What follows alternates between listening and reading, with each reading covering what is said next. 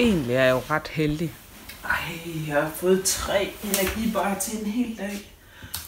Fedt. Det er faktisk udmærket. Det kunne have været værre i hvert fald. Afsted til fitness. Se om det giver noget. Jeg har aftalt at mødes i fitness med Lone, min veninde. Oh my god, hun har mange energibarer.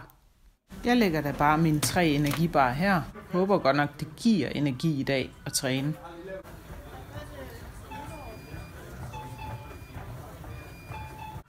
Okay, han har også mange. Dejligt at se, at Lone fik mere energi af at træne. Og så lige en bonus energidrik.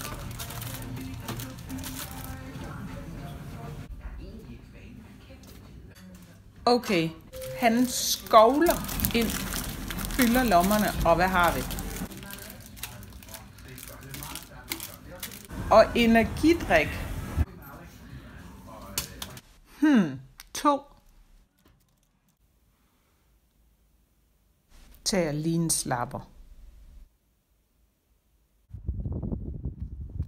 En gåtur koster sjældent energibar, og slet ikke når solen skinner som i dag.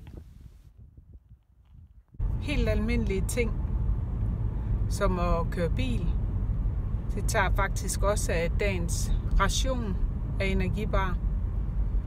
Det er at køre ned og handle. Sindssygt mange indtryk.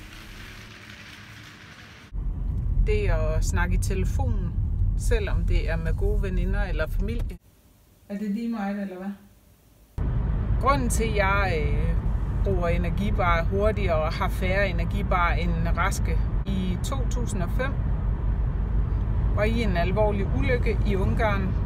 Min mand og jeg og vores 2 børn på 2 og 4 kørte ud for en tog.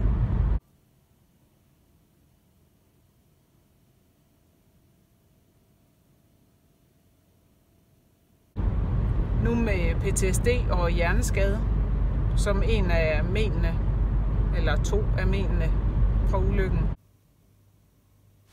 Dagens sidste energibar bliver brugt på at lave aftensmad.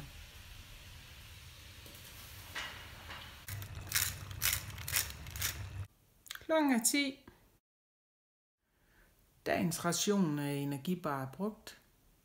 Spændende at se, hvad dagen i morgen bringer. Om der ligger 3, 2 eller 1. Nej, jeg ved det allerede. Der ligger 3. Og det ved jeg, fordi at jeg har ikke overbrugt energi i dag. Godnat og sov godt.